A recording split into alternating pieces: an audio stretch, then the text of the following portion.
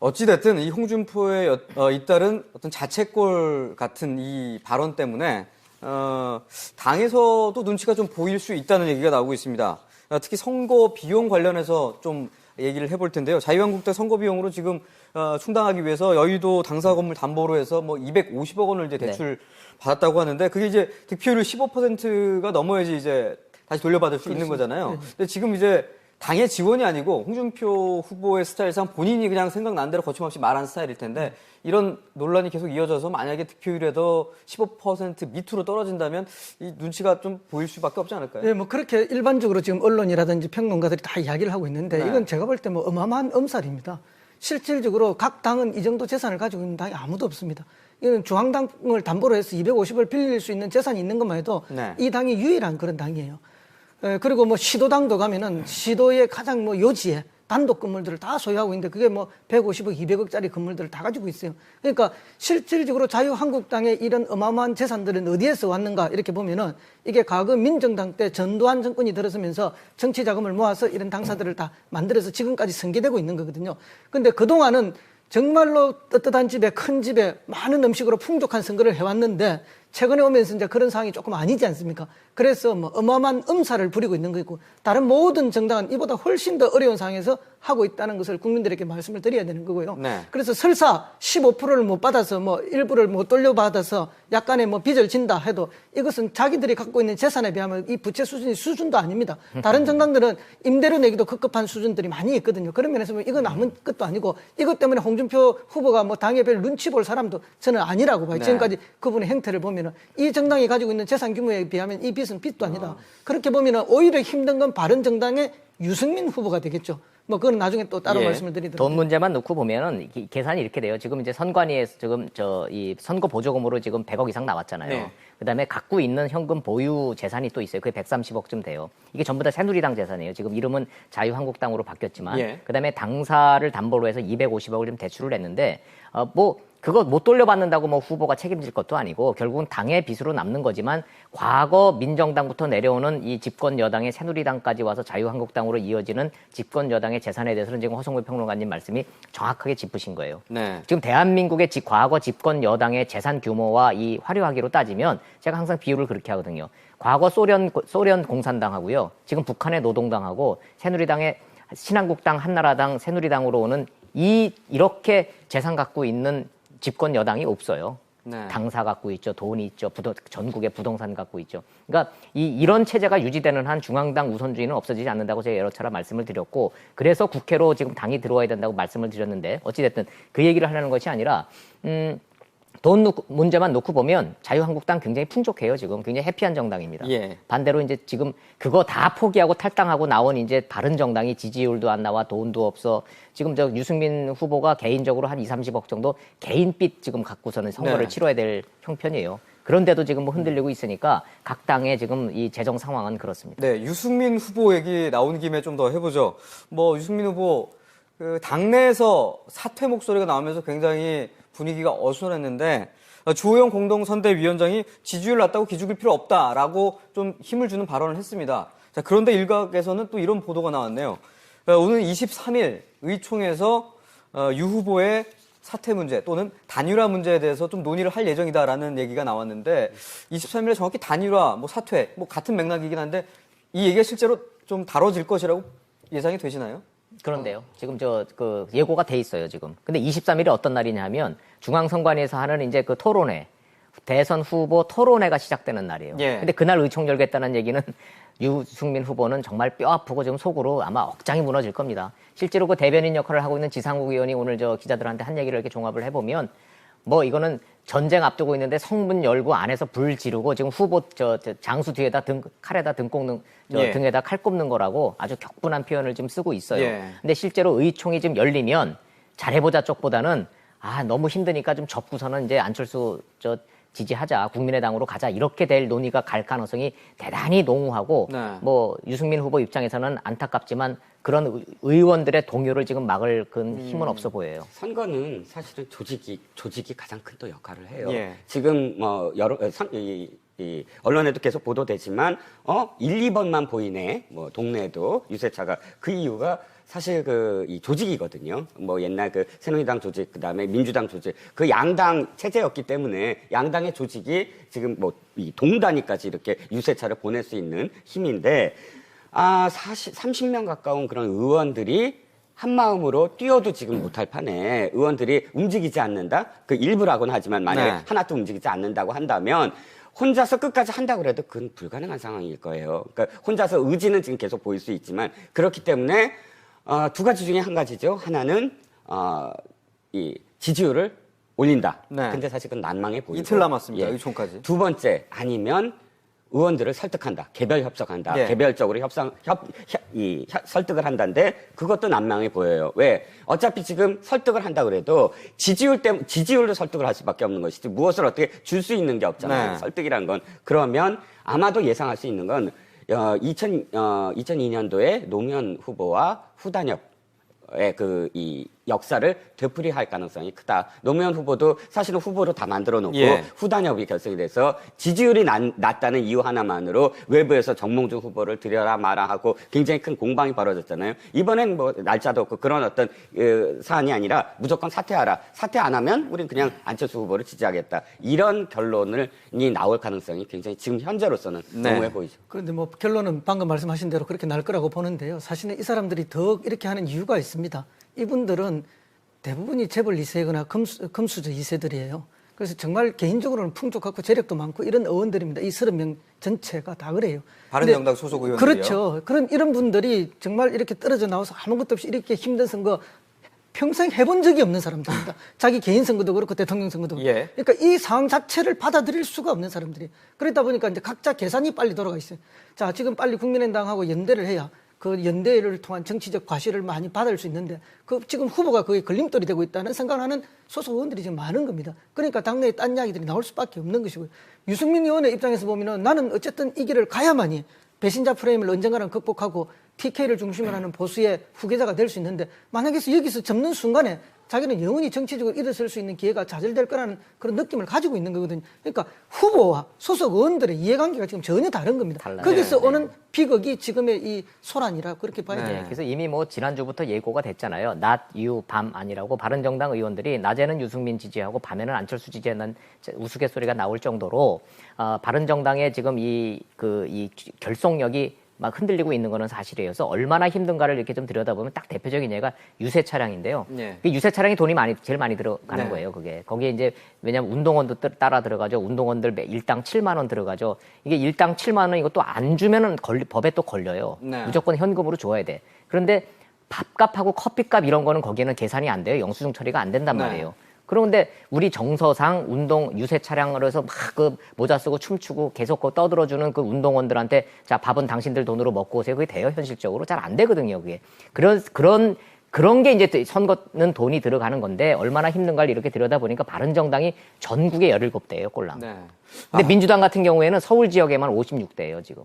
문재인 후보는. 뭐 회사 앞에도 제일 많이 보이는 차량이 이제 사실 그 당의 그 선거 자금 순으로 많이 보이더라고요. 물론입니다. 그래서 이제 바른정당이 지금 뭐 100억 내로 예산을 해서 지금 자린고비 대선을 치르겠다고는 하지만 현실적으로 안에 들어가서 만나보면 이게 굉장히 힘들겠구나. 이게 끝까지 가기가 과연 가능할까. 말씀하신 대로 당은 접기를 원하고 후보는 끝까지 가기를 원하는 이 상황이 과연 얼마나 더 갈지 한번 좀 지켜봐야 될 것 같습니다. 자, 의총까지, 그러니까 유승민 후보의 후보 단일화 또는 사퇴를 논의하게 될 의총까지 이틀 남았는데 이 이틀 동안에 유승민 후보가 정말 극적인 어떤 지지율 변화를 보일지 그리고 그렇지 않다면 의총에서 만약 이 문제가 현실화되고 논의된다면 사실 바른정당의 향후 당의 정체성과 존폐 여부와도 직결될 수 있다는 생각이 듭니다. 자, 다음으로는 심상정 후보 관련된 얘기로 좀 넘어가 보겠습니다. 지난 TV토론 두 차례에서 심상정 후보 같은 여권 후보자인 문재인 후보와 굉장히 각을 세우는 모습을 많이 보였습니다. 그러면서 최근에 앞서 우리 처음에 지적한 것처럼 뭐 지지율도 굉장히 많이 올랐는데요. 자, 심상정 후보 그동안 존재감이 드러냈고 지지율로도 어느 정도 좀 반영됐다. 최근에 이 심 후보의 어떤 변화 어떻게 보시나요? 일단 심상정 후보는 사실 마이너스가 될 경기는 아니죠. 어차피 지금 결정적으로 무슨 대선에 큰 영향력을 행사할 수 있다라기보다는 진보라는 가치를 어떻게 그 기치를 꽂아서 이번에 나오는 득표율이 사실은 지방선거나 다음 총선을 목표로 하는 그런 이 스탠스를 지금 취하고 있는 걸로 보이는데 저는 이제 심상정 후보를 이야기하면서 최근에 이 친문 쪽에서의 문자 폭탄 내지는 정의당을 탈당하는 그런 움직임 이걸 좀 말씀을 드리고 싶어요. 지금 최근에 2차 토론에서 심상정 후보가 문재인 후보를 비판하고 공략했다라는 이유로 그날 검색어가 심상정, 정의당에서 검색어 5위 안에 2개가 막 오르내렸고 이후에도 사실 그 정의당 홈페이지가 마비되면서 계속 탈당합니다 이런 어떤 이어져 왔어요. 그런데 문제는 이것이 아직도 이렇게 진영 논리로 가고 있구나. 제가 보기에는. 자, 우리는 지금, 지난 4.13 총선 때 뭘 봤냐면 다당제의 어떤 가능성은 난 봤다고 생각하거든요. 언제나 양당으로만 존재하다가, 그 다음에 이제 국민의당이라는 제3당이 왔고, 또 이제 정의당 같은 어떤 진보당은 계속 있어 왔으니까. 그런데 문제는 지금 선거라고 해서 정의당은 지금 비판하는 측에서는 뭐라고 그러냐면 다른 보수 후보들과 똑같이 왜 주적으로 문재인 후보를 다루느냐라는 거거든요. 그러면 당시에 심상정 후보가 문재인 후보를 비판했던 어떤 부분들을 보면 보수 후보와 다른 시각에서 하고 있지 보수 후보들의 그런 주장을 똑같이 하는 게 아니거든요. 충분히 심상정 후보로 봤을 때는 나 혼자 진보다 어떤 의미에서는 더불어민주당도 사실 그러니까 중도에서 약간 좌쪽으로 갔을 뿐이지 순수한 의미로 진보가 아니지 않느냐라는 시각을 가질 수도 있어요. 그러니까 순수하게 얘기하면 우리나라에서 지금 진보의 깃발을 들고 있는 그런 진보 정당으로서 으로 봤을 때는 문재인 후보의 복지, 후퇴라든지 이런 점 충분히 지적할 수 있다고 보거든요. 그런데 그걸 자당의 어떤 당파성을 갖고 강령과 이념을 갖고 문재인 후보를 비판했다고 해서 왜 적을 문재인 후보냐라고 돌리느냐 하고 진영 논리로 만약에 공격을 한다면 그거는 사실 그 당의 당원으로서 만약 당원이 탈당을 한다 당원으로서는 사실은 지적할 만한 내용이 아니라고 저는 보거든요. 그런 논리도 하나가 성립되는데요. 그 논리만 있는 것이 아니고 그런 한 측면도 있고 또 그런 측면의 지적은 정말 좋은 지적을 해 주셨다고 저도 느끼는데요. 또 한 가지 측면은 뭔가 하면 그 밑에 기저에 깔려 있는 게 있습니다. 그런 주장을 하는 사람들이.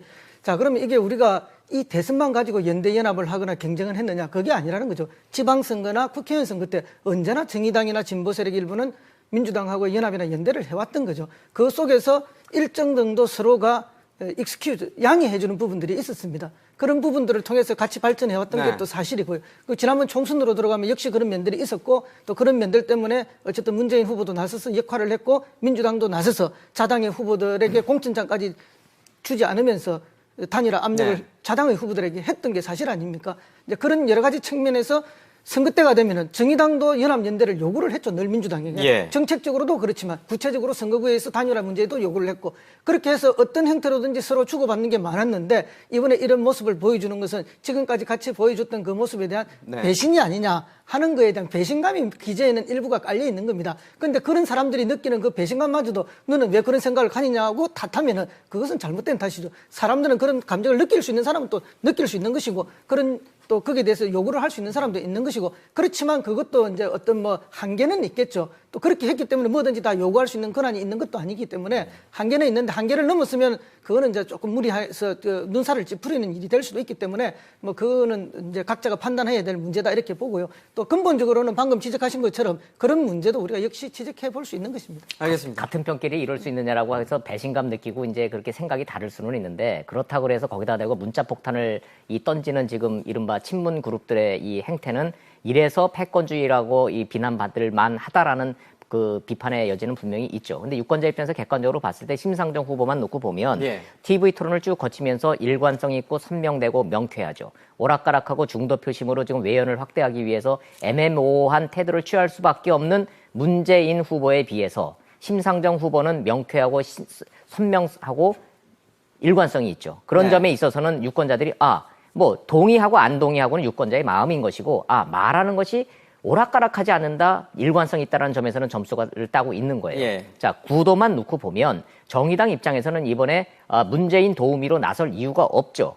왜냐하면 누가 대통령이 되든지 간에 협치와 연정은 어느 정도의 연정은 불가피할 것이고 정의당 입장에서는 3%에서 5% 정도의 득표율만 대선에서 유지해 준다면 차기 정부에서 얼마든지 내각에도 참여할 수 있고 지분도 확보할 수 있고 다음 총선에서 역할도 기대할 수 있기 때문에 보수 진영의 단일화보다는 오히려 저는 개인적으로는 진보 진영의 단일화가 이번에는 더 어려울 수도 있겠다는 생각을 하기는 해요. 단 만약에 홍준표, 유승민, 안철수 후보의 어떤 연대 움직임이 있다면 진보 진영에서도 심상정, 문재인 후보의 단일화가 논의가 될 수는 있겠지만 네. 먼저 나서서 단일화를 할 생각은 없다라는 게 정의당의 일관된 주장인 거 보면 예. 이번에 심상정 후보는 당의 역할과 후보의 역할을 나름대로 하여튼 네. 최상의 지금 점수를 따고 있구나 이런 생각은 네, 그럼 그러면- 여기서 한 가지 지적은 해야 될 게요. 노회찬 후보가 어제 이 말을 하지 않았습니까? 왕급 조절, 강약 조절에 약간 실패한 것 같다. 심상정 예. 후보가. 네. 아니, 그걸 노회찬 의원이 이야기를 했어요. 예. 네. 이제 그것은 결국은 이제 이번에 다자구도로 갈 것이라는 걸 이 프로그램에서 초기부터 우리가 쭉 주장을 네. 했고 예. 지금 그 프레임대로 가고 있는데 결국 그렇게 가더라도 정의당이 어쨌든 자기의 고유한 색깔도 드러내고 지지도 받아야 되지만 동시에 이제 방금 원 기자님께서 말씀하신 그런 이후의 연정이라든지 여러 가지를 했을 때 어쨌든 왕급의 조절, 경중의 조절 부분은 거기에도 필요한 것은 아닌가. 네. 그런 네. 것들을 저는 당원들이 지적했고 물론 일부는 걱정하신 것처럼 과한 지적을 통해서 조금 예. 무리한 행동은 있었다고 봅니다. 아니 근데 잠깐만. 예, 마지막으로. 잠깐만요. 예, 예. 자, 충분히 저도 허 소장님 말씀에 동의는 하는데 근데 이거는 좀 아닌 것 같아요. 어떤 점에서 제가 아니다라고까지 표현하냐면 정책 연대나 혹은 선거 연대나 이 연대는 할 수 있어요. 하지만 내가 이 어떤 그 TV 토론에서 한 후보를 비판하는데 그걸 완급을 조절하기 때문에 나중에 몇 석을 다오. 이거는 사실 이 한쪽에서 봤을 때 야합이라고 표현할 수밖에 없는 거거든요. 그러니까 총선이라든지 혹은 지선에서 네. 어떤 이 필요성에서 서로 연대를 하는 그러니까 예. 이 지역구에 대한 어떤 연대를 하는 건 가능한데 나중에 그런 연대를 위해서 토론에서 자신이 비판할 거를 좀 하지 말고 자신의 어떤 이념을 좀 죽이고 네. 완급을 조절하자. 이거는 제 이야기는 그런 뜻이 맞습니다. 예. 아니고요. 정의당에 있는 당원들조차 그 문제 제기가 심하게 있었고 그 당원들 중에 일종의 또 반발과 탈당이 일어난 게 사실이지 않습니까? 그거는 민주당 지지자가 한 게 아니에요. 네, 자기 당원들끼리 알겠습니다. 했냐. 그러니까 자기 당원들끼리 논란을 일으킬 만큼 합의 구조가 되지 않는 수준의 이야기를 한 것은 그 문제가 자기들 스스로 조절이 안 자, 됐다는 그 부분은 얘기입니다. 향후 이제 TV 토론이 좀 더 몇 차례 남아 있으니까 향후 정의당과 또 민주당이 어떻게 현재까지 각을 더 유지하는지는 좀 더 지켜보시도록 하시고요. 이 눈치가 좀 보일 수밖에 없지 않을까요? 네, 그렇게 일반적으로 지금 언론이라든지 평론가들이 다 이야기를 하고 있는데 네. 이건 제가 볼 때 어마어마한 엄살입니다. 실질적으로 각 당은 이 정도 재산을 가지고 있는 당이 아무도 없습니다. 이건 중앙당을 담보로 해서 250을 빌릴 수 있는 재산이 있는 것만 해도 네. 이 당이 유일한 그런 당이에요. 그리고 시도당도 가면은 시도의 가장 요지에 단독 건물들을 다 소유하고 있는데 그게 150억, 200억짜리 건물들을 다 가지고 있어요. 그러니까 실질적으로 자유한국당의 이런 어마어마한 재산들은 어디에서 왔는가 이렇게 보면은 이게 과거 민정당 때 전두환 정권이 들어서면서 정치 자금을 모아서 이런 당사들을 다 만들어서 지금까지 승계되고 있는 거거든요. 근데 그동안은 정말로 떳떳한 집에 큰 집에 많은 음식으로 풍족한 선거를 해왔는데 최근에 오면서 이제 그런 상황이 조금 아니지 않습니까? 그래서 이는 없어지지 않는다고 제가 여러 차례 말씀을 드렸고 그래서 국회로 지금 당이 들어와야 된다고 말씀을 드렸는데 어찌됐든 그 얘기를 하려는 것이 아니라 돈 문제만 놓고 보면 자유한국당 굉장히 풍족해요. 지금 굉장히 해피한 정당입니다. 예. 반대로 이제 지금 그거 다 포기하고 탈당하고 나온 이제 다른 정당이 지지율도 안 나와 돈도 없어. 지금 유승민 후보가 개인적으로 한 2~30억 정도 개인빚 지금 갖고서는 선거를 네. 치러야 될 형편이에요. 그런데도 지금 흔들리고 있으니까 각 당의 지금 이 재정 상황은 그렇습니다. 네, 유승민 후보 얘기 나온 김에 좀 더 해보죠. 유승민 후보 당내에서 사퇴 목소리가 나오면서 굉장히 분위기가 어수선했는데 주호영 공동선대위원장이 지지율 낮다고 기죽을 필요 없다라고 좀 힘을 주는 발언을 했습니다. 자, 그런데 일각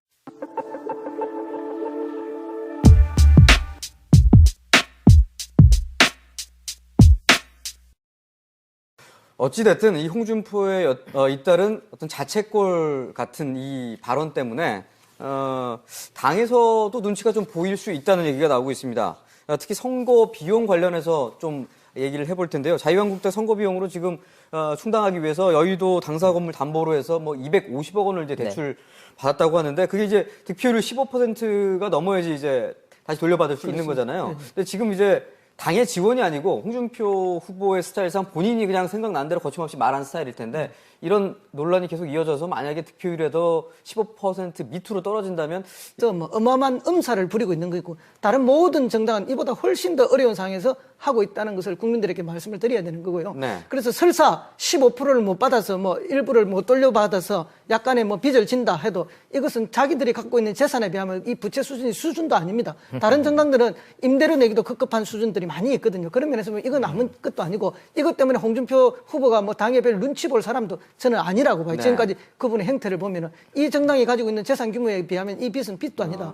그렇게 보면은 오히려 힘든 건 바른정당의 유승민 후보가 되겠죠. 뭐 그건 나중에 또 따로 예. 말씀을 드리도록. 돈 문제만 놓고 보면은 계산이 이렇게 돼요. 지금 이제 선관위에서 지금 이 선거 보조금으로 지금 100억 이상 나왔잖아요. 네. 그다음에 갖고 있는 현금 보유 재산이 또 있어요. 그게 130억쯤 돼요. 이게 전부 다 새누리당 재산이에요. 지금 이름은 자유한국당으로 바뀌었지만 예. 그다음에 당사를 담보로 해서 250억을 좀 대출을 했는데 뭐 그거 못 돌려받는다고 뭐 후보가 책임질 것도 아니고 결국은 당의 빚으로 남는 거지만 과거 민정당부터 내려오는 이 집권 여당의 새누리당까지 와서 자유한국당으로 이어지는 집권 여당의 재산에 대해서는 지금 허성무 평론가님 말씀이 정확하게 짚으신 거예요. 네. 지금 대한민국의 과거 집권 여당의 재산 규모와 이 화려하기로 따지면 제가 항상 비유를 그렇게 하거든요. 과거 소련 공산당하고요. 지금 북한의 노동당하고 새누리당의 신한국당, 한나라당, 새누리당으로 오는 이렇게 재산 갖고 있는 집권 여당이 없어요. 네. 당사 갖고 있죠. 돈이 있죠. 전국의 부동산 갖고 있죠. 그러니까 이런 체제가 유지되는 한 중앙당 우선주의